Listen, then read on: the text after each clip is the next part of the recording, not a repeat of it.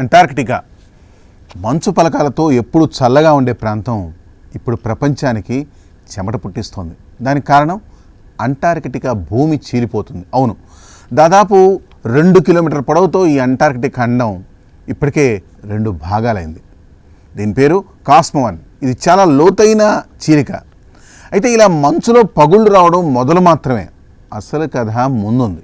ఎందుకంటే గత కొన్ని సంవత్సరాల్లో పగుళ్ళు హఠాత్తుగా పెరిగిపోయాయి. దీని గురించి ఇప్పుడు సైంటిస్టులు కూడా బాగా కంగారు పడుతున్నారు. మంచు లోపల దాగిన చీలికలు ఇంకా ఎక్కువ అవుతున్నాయి కూడా. ఈ పగుళ్ళు ఇలానే కొనసాగితే అంటార్కిటికా ముక్కలైపోతుందా?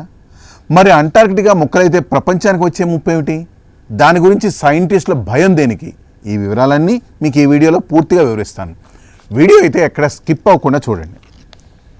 నిజానికి అంటార్కిటికా 200 సంవత్సరాల క్రితం వరకు మనుషుల కంటికి కనిపించలేదు. 1820లో రష్యన్ అన్వేషకుడు ఫాబియన్ ఈ ప్రాంతాన్ని కనుక్కున్నాడు.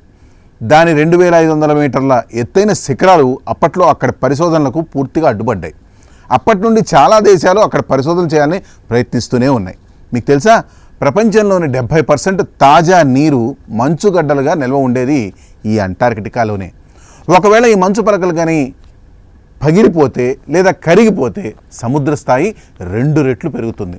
ఉదాహరణకు అంటార్కిటికా ప్రాంతంలోని ఒక ట్వైట్స్ ముక్క కరిగితే సముద్ర స్థాయి కనీసం 65 సెంటీమీటర్లు పెరుగుతుంది. 6 అంగుళాల సముద్ర స్థాయి పెరుగుదల అమెరికాలోని నార్త్ కరోలినా తీరాలను పూర్తిగా వరద జోన్లుగా మార్చేస్తుంది. అక్కడ రోడ్లు మూసుకుపోయాయి, ఇళ్ళు మునిగిపోతాయి. జపాన్, బంగ్లాదేశ్, కేరళ, పశ్చిమ బెంగాల్ వంటి తీర ప్రాంతాలు ఇప్పటికే సముద్ర స్థాయి కంటే దిగువనున్నాయి. ప్రస్తుతం అంటార్కిటికాలోని మంచుగడ్డలు కరిగిపోతే ఈ నగరాలన్నీ పూర్తిగా మునిగిపోతాయి. ఇదే ప్రస్తుత అత్యవసర పరిస్థితి. అంటార్కిటికాలో 90% మంచు, 70% తాజా నీరు ఉంది. గాలులు గంటకి 300 కిలోమీటర్ల వేగంతో వీస్తాయి. అంటార్కిటికాలోని ఇంటర్నెట్ పరిమితంగా ఉపయోగిస్తారు. రోజుకు 4 నుంచి 5 గంటలు మాత్రమే అక్కడ ప్రాంతంలో వెలుగుంటుంది. మ్యాక్ముర్డో స్టేషన్లో ఏటీఎంలు, ఆసుపత్రులు ఉన్నాయి, కానీ వాటికి మందులు తదితర సామాగ్రి సరఫరా సంవత్సరానికి ఒక్కసారి మాత్రమే జరుగుతుంది. 2016లో బ్రంట్ ఐస్ షెల్ఫ్లో భూమి చీలిపోయింది. హాలీ 6 బేస్ పగుళ్ల మధ్య చిక్కుకుంది. ఇంజనీర్లు దాన్ని 23 కిలోమీటర్ల దూరంలో తరలించారు. 2023లో ఆ పగుళ్ళు భారీ ఐస్బర్గ్ను సృష్టించాయి. 2025లో A23A ఐస్బర్గ్ సౌత్ జార్జియాకు దగ్గరగా వచ్చి అడ్డుకుంది. అంటార్కిటికాలో పలు దేశాలు పరిశోధనా స్థావరాలను ఏర్పాటు చేశాయి, కానీ అక్కడ పనిచేయడం మాత్రం అంత సులభం కాదు. -80 డిగ్రీల చలి, చర్మం నిమిషాల్లో స్తంభించిపోయే వాతావరణం. ఇక్కడ పెంగ్విన్లు, సీల్స్ మాత్రమే సముద్ర తీరంలో కనిపిస్తాయి. ఎందరో సౌత్ పోల్ను చేరుకోవడానికి ప్రాణాలు కూడా కోల్పోయారు. విమానాలు, ఓడలు ఇక్కడ వాతావరణంలో చిక్కుకుపోతూ ఉంటాయి. అంటార్కిటికా అనేది నిజానికి శబ్దం లేని శ్మశానం లాంటిది. ఈ చల్లని శ్మశానంలో ఎన్నో రహస్యాలున్నాయి. ఎందుకు ఇంత చలి? ఒకప్పుడు అంటార్కిటికాలో అడవులు ఉండేవా?